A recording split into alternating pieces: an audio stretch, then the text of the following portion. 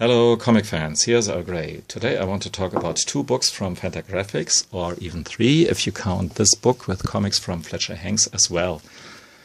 But Fletcher Hanks is just mentioned here as a reference point because he was just a swiping god who indulged in primary colors with a bit of simplistic attitude because his craft was clearly limited, but that kept him not away from doing amazing comics.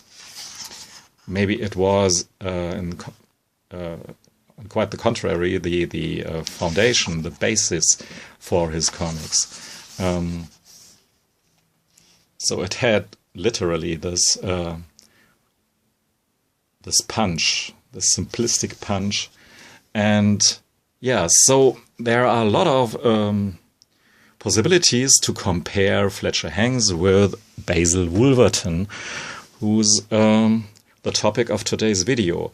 But in terms of the guy himself, Basil Wolverton, it's pretty unfair to compare him to Fletcher Hanks, who was, yeah, it's fair to say he was really an hack who churned out with mind-numbing speed lots and lots of comics in just a couple of years, while Basil Wolverton, for all his life, I think, was very devoted to the medium and to his craft, even though he was self-taught and all that. But he wasn't in it for the money. In fact, he wasn't paid the first years of his life for his comics, and he had really a hard way, which is painstakingly detailed in this book here. The Creeping Death from Neptune, that's actually one of the titles of the early Space Hawk comics. The Life and Comics of Basil Wolverton. This is a biography, very detailed biography by Greg Sadowski. Maybe you know about these very recommended but highly detailed biographies from Patrick Rosencrantz, where you get everything. When there is a detail that could be mentioned, Patrick Rosencrantz mentioned it, and it's so dense. And after that, you think you know about the artist more than the artist ever had known about himself, or something like that. And sometimes it's too much, and I have to say that I haven't read every sentence in this book here, even though there are a lot of comics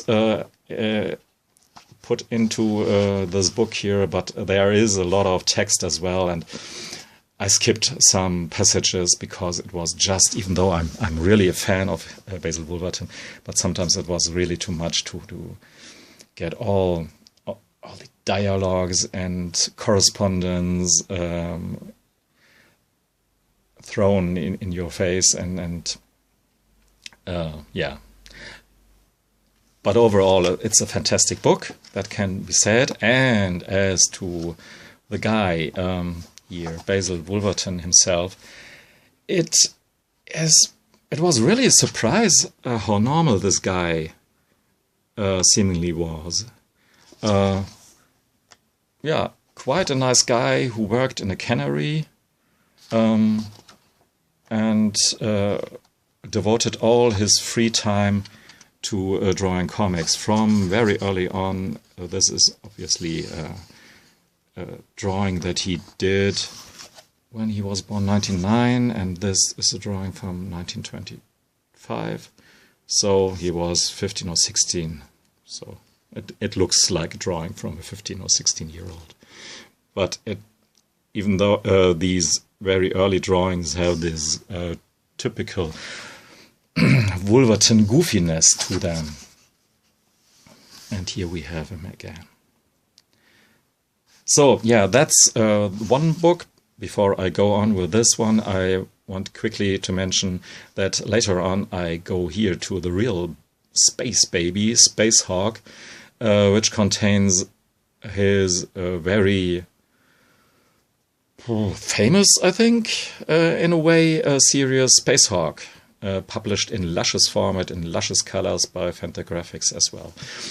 So, but now a bit here to this book.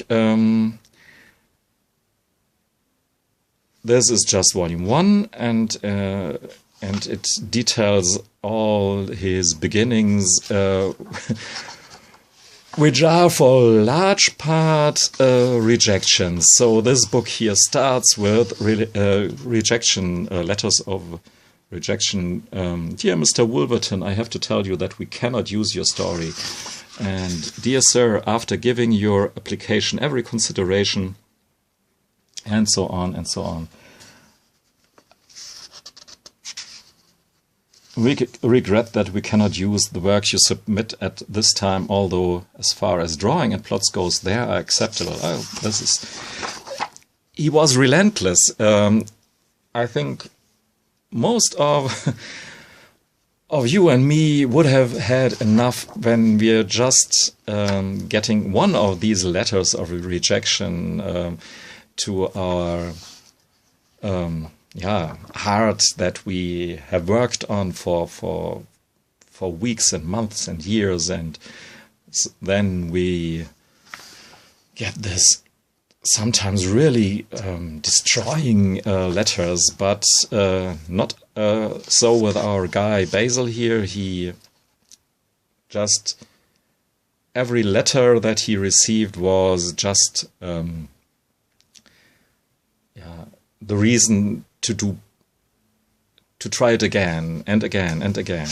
And yeah, in the end, he was successful, even though this really reads very painful. It's almost a station of cross or long suffering, because even when there was some editor who said, okay, maybe we can publish it. Here's him again with his girlfriend and then wife, who financed him a lot of the way because his cannery job wasn't enough for an expensive hobby like drawing comics, because for a long time it was nothing more than a hobby. Even wrote to Disney and wrote some script for, I guess, some kind of animation movie, but yeah, with no success, and has some newspaper strips who look already pretty Wolvertonish here. Some funnies. But it was a long time, actually, over the whole run of this book here, until he seemed to have found someone who really understood him. Because the first editors that he came across, even though they were somehow compelled by his art, somehow they didn't understand what's so special about Basil Wolverton's stuff here, and that's this craziness, his far outness.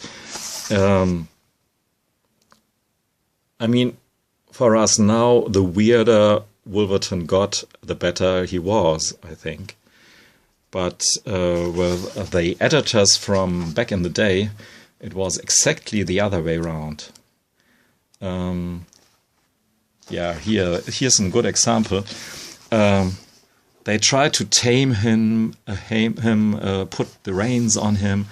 For an example, this is some funny page with the character Detective Dum Dum, which was a caricature for some kind of detective comic story that already existed, and it was intentionally titled that way.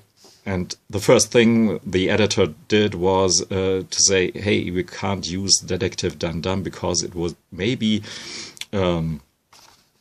mistaken for the other title here. But that's what exactly the intention. And it goes on and on.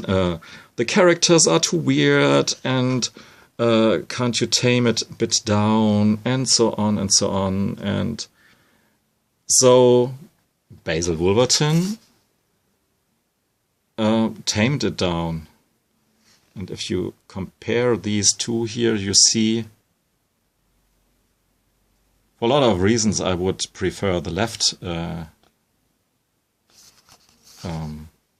version here to the right version. But this goes on and on through this book here, and he redrew always the same ideas in different fashions and formats because the editors wanted it so. And in case you wondered why there's no white space between the panels here, that was some kind of fantastic idea from one of his early editors as well. He said the panels had to be close to each other, which is a harebrained idea, I think, because you have to have this kind of frame, else it looks a bit goofy.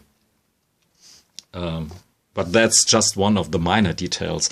And I remember one of the things, one of the kayfabes said, I think it was at Piscor, that at one point in his career, one company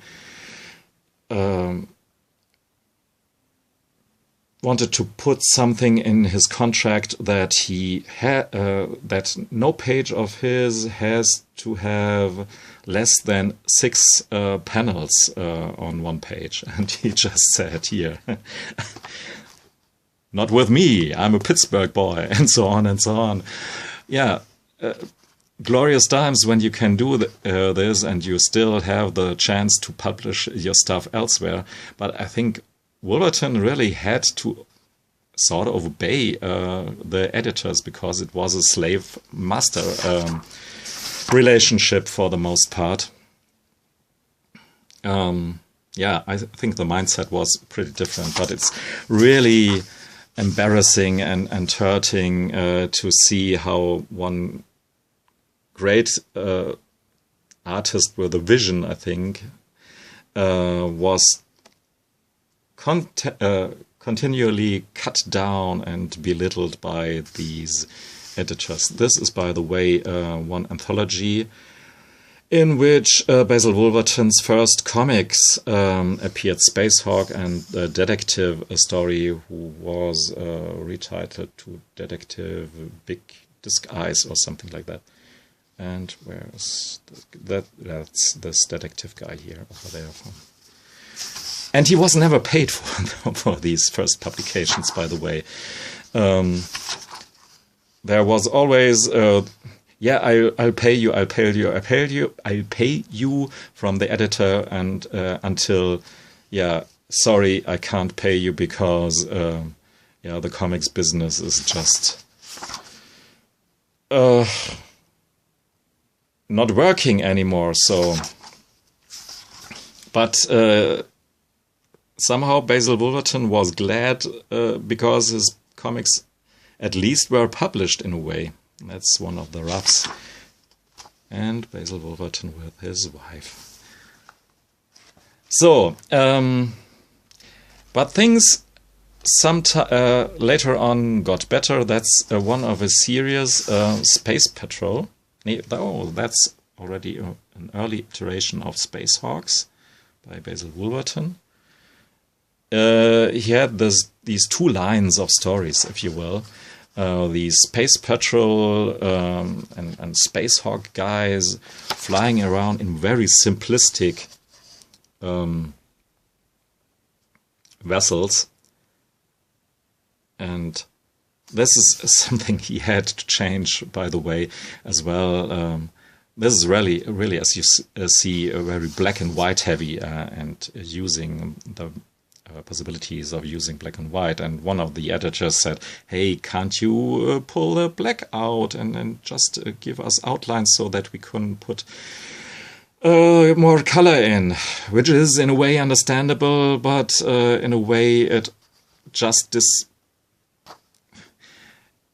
doesn't see what this page here is making so great, and that's that's the use of the structures and these points that these these little points making up the bright and dark parts of the page here. Yes, he had the space stuff about patrols, policemen in the upper stratosphere, and on the other way, and in very different versions, colored and not.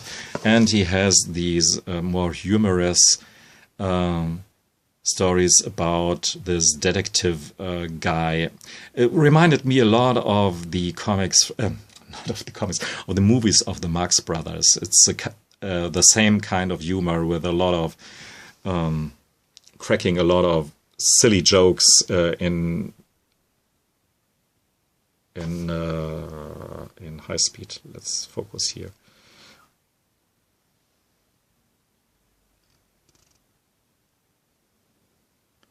And I don't know which I like more, the space stuff or the silly stuff. It's not really funny from a today's perspective, and in terms of story, because some jokes are really just a bit stupid, which they, yeah, that's what they are. And but in terms of the drawings, this goofiness and these creatures he comes along with, that's really the stuff, the fun stuff in Basil Wolverton's comics. In case you wondered that how this face here fits in, this looks a bit like cut out from elsewhere and pasted in, and in a way it is. Obviously, it's not cut out and glued in, but it's swiped from Alex Raymond's Flash Gordon. And in fact, a lot of the stuff here in the space comics was swiped from Flash Gordon. For the most part, because the editors, again, put the pistol on Basil Wolverton, metaphorically, of course, that he had to unmask his hero. That's one of the few, let's say, comments from the editors I really grasp. You can't let your main hero run around with some bucket over your face and masked face all the time. Just more or less for the obvious reason, because you are a bit shy, wanted to shy away from drawing faces. So, yeah, but our guy Wolverton, he circumvented the problem in swiping lots and lots of faces from Alex Raymond. Come on, focus.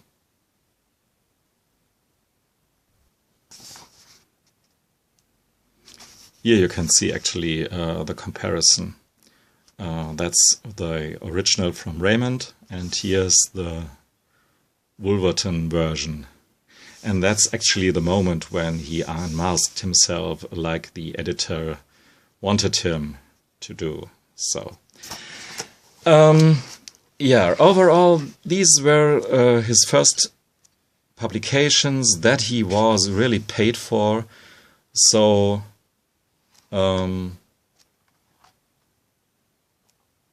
at one point in time, he was really a paid comic creator, and he achieved to be what he wanted to be seemingly all his life.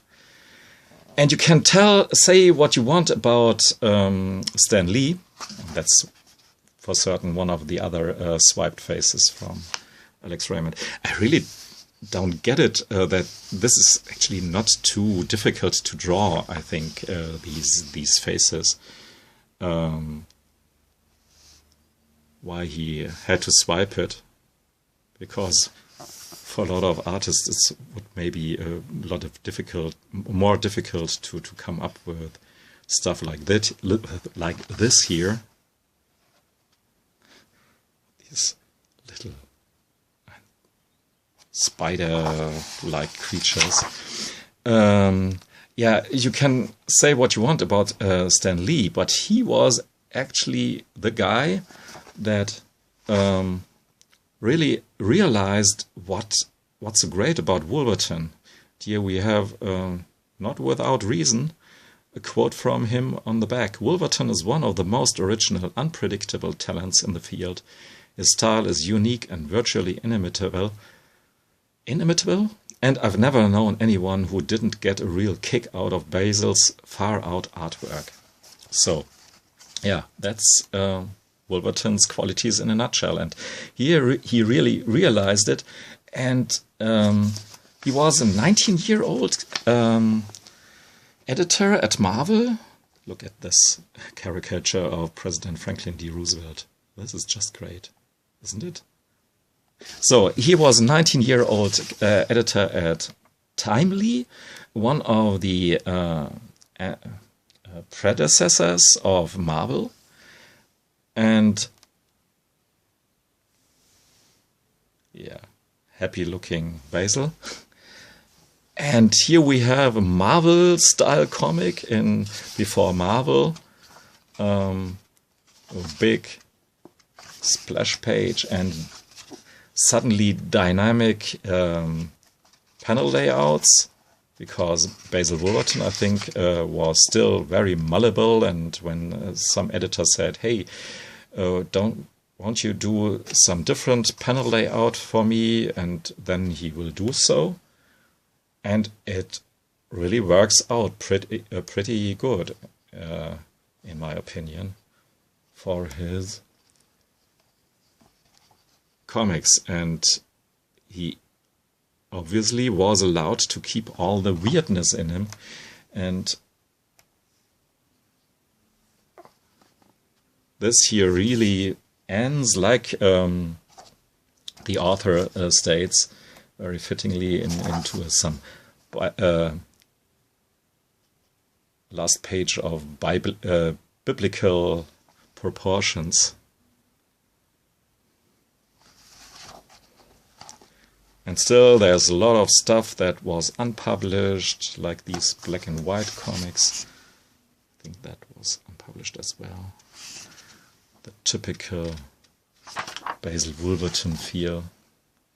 Even though a lot of stuff is obviously swiped from elsewhere, but glued together to something new here.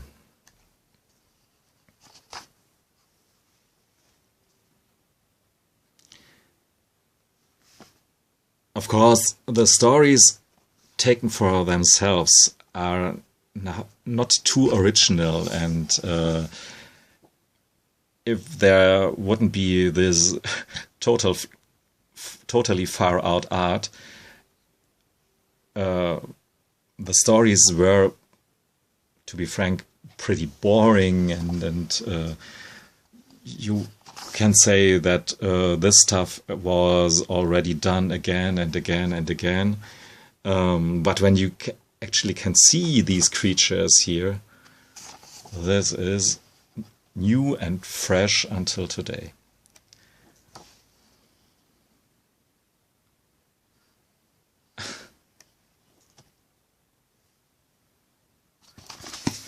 Yeah, it's almost like I was afraid it would be. This video will be a lot too long, but now I go to Spacehawk. This is a softcover, oversized book here from Fantagraphics, and one of the best books they ever done. And this will say a lot because Fantagraphics has done so many amazing books about comics and about comic creators. Clearly my favorite publisher when it comes to comics, or books in general. And this just reprints the Spacehawk comics published by one outfit called Target Comics. Starting in 1940.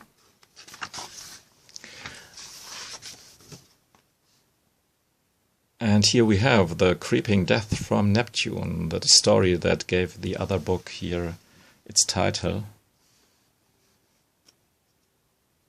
And one thing that you can always tell with the stories, the comics from Basil Wolverton, you always see where the bad guys are, who the bad guys are.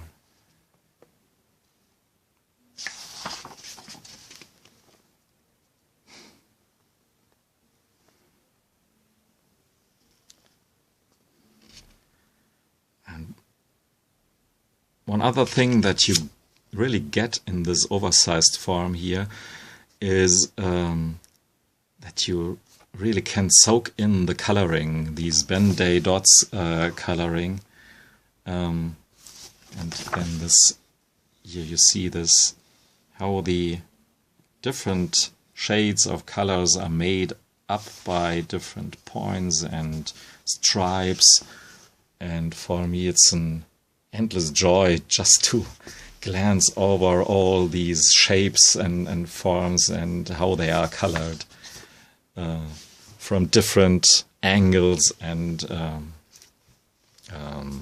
distances to my eyes and stuff.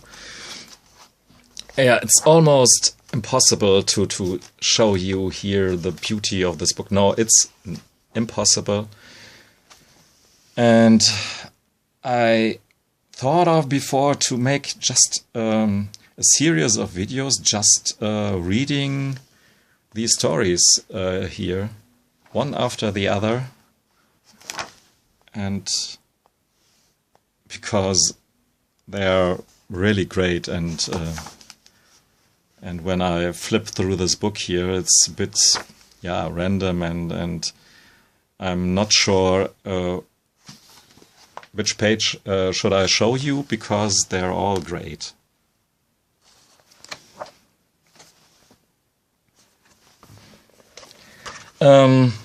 Space Hawk is a bit of a superhero guy. He has psychic abilities, and he can feel when someone needs his help through the cosmos. And later on, when the comic characters went to war, and it's 1940 something, you know, he even did some very goofy caricature from good old Adolf.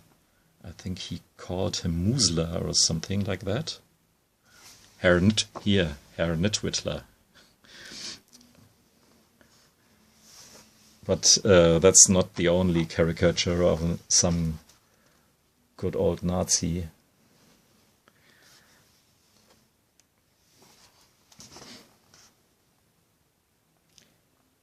Yeah, my highest recommendations to hunt this book here down. It's really great, and I think I will do so, like I've told, that I read some of the stories here, if not all of them, in a series of videos. I mean, I have so much series started that I have to continue. One or less series is not so important, I think.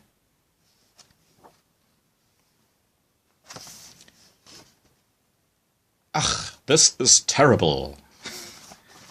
So, yeah. I'm fully aware that I haven't done this book justice, but I hope that I can do this in the future. So, thanks for listening and watching. Goodbye.